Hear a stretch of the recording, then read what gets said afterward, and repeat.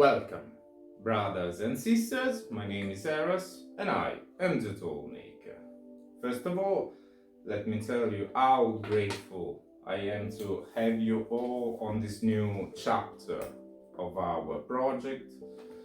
And let me welcome you to this new series on spellwork, in which we will learn to understand, to project, and to activate our spells.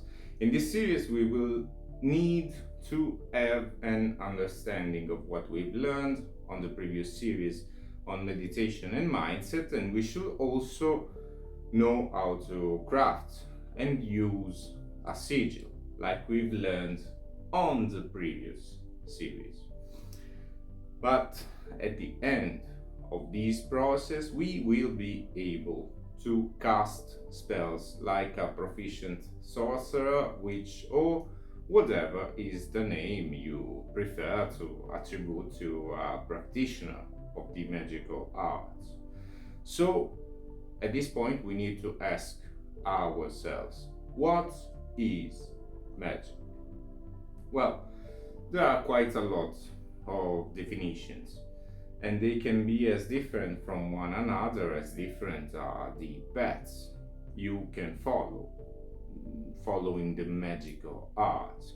But if you were to ask me, magic is the art of creating change in your reality through spiritual means, according to your will.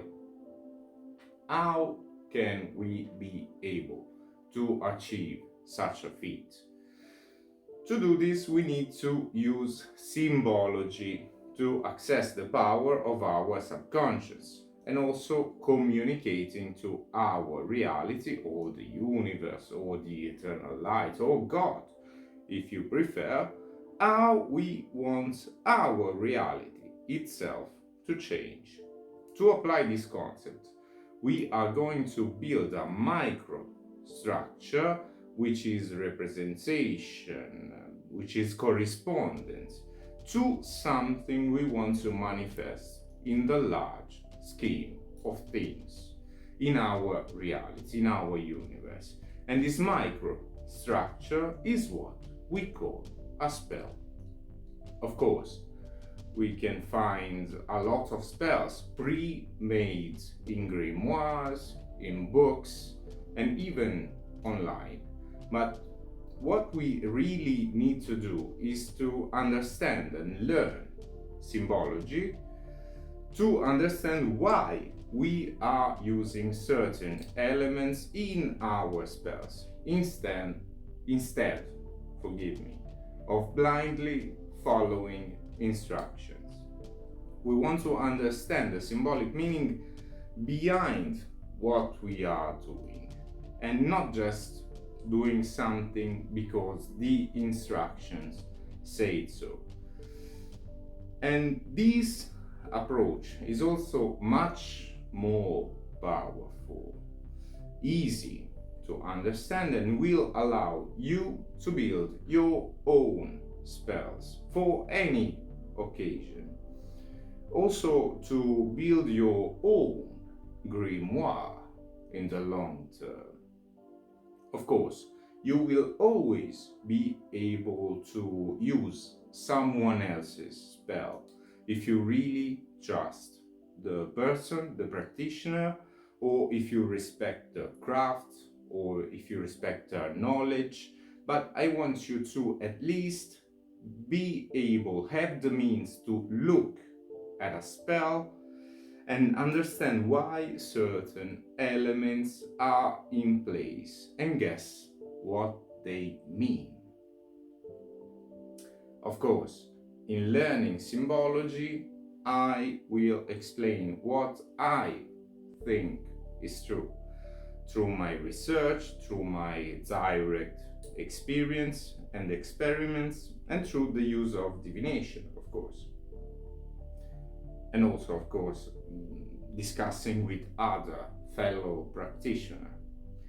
But your tradition may have slightly different correspondences on your experience may teach you to apply correspondences in a slightly different way. And this is perfectly fine. But of course, I need to explain what I think is true, what I found while walking on my path, what I found works better for me. And I need to be as clear as possible in my explanation. So I will be very direct, using the correspondences I found true in my experience, in my personal experience. Of course, yours may be different. Also, we know that there are universal symbologies like the meanings of the planets, of the elements, of sacred geometry, and so on, in which we will all agree. We will all agree on the meanings for the most part, maybe with a few differences here and there, but there are also personal symbologies, like in herbs, crystals, trees, and so on, where we may have different interpretations or different experiences from person to person on how we've worked with them, if we are a little more experienced. And these personal symbologies can in fact be different from person to person. I will anyway give you the information I've learned from my personal practice, from my discussions with fellow practitioners, and what I found works better for me and for the students I had the privilege to have through all of these years. The last thing we need to talk about in this prelude to the series today is the fact that in spell work many different kind of spells exist. We may want to work with dolls, with knots, with jars, with bottles, with petitions, and many more alternatives. And in time we will learn to work with all of these alternatives in future videos. But to begin developing our craft in spellwork, we will start practicing a very ancient, a very powerful, a very versatile form of spellwork, candle magic, which is maybe the most well-known, the most widespread form of magic.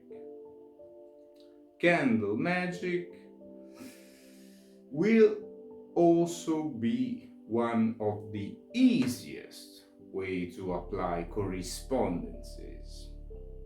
And most of all, it will allow us to use planetary correspondences to transform our simple candle magic in planetary spellwork, allowing us to work with the most powerful way to apply symbology and correspondences, because I want you to be able to use this technique in the most efficient and powerful way from the beginning, from the first spell.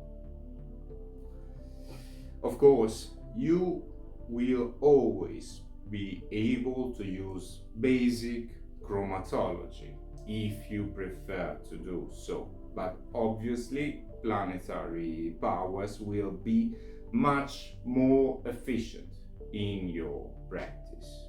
So our plan will be to understand the basics about the elements and the planets in elemental and planetary correspondences in the next 2 videos. So we will start with elements and we will go straight to planets, only the basics.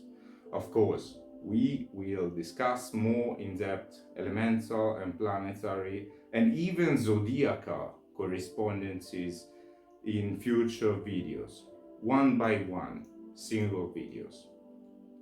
I got you. For the videos after the next 2, in which we will discuss the basics of correspondences that we will need for candle magic, we want to review our comprehension of meditation and sigil magic, because we will learn how to craft and activate a magic candle in our usual step-by-step approach. Don't worry. So be sure you have experience of what we've discussed in the previous 2 series. And then dive in this one. As always, remember to try your own techniques. I will describe the elements of the technique, but I want you to try them. Don't follow instructions blindly. Always try to understand why we are doing something. I hope I will see you in the next videos of this series, because it will be very important for your magical practice. And as always, I deeply thank you for your kind attention, and may eternal light shine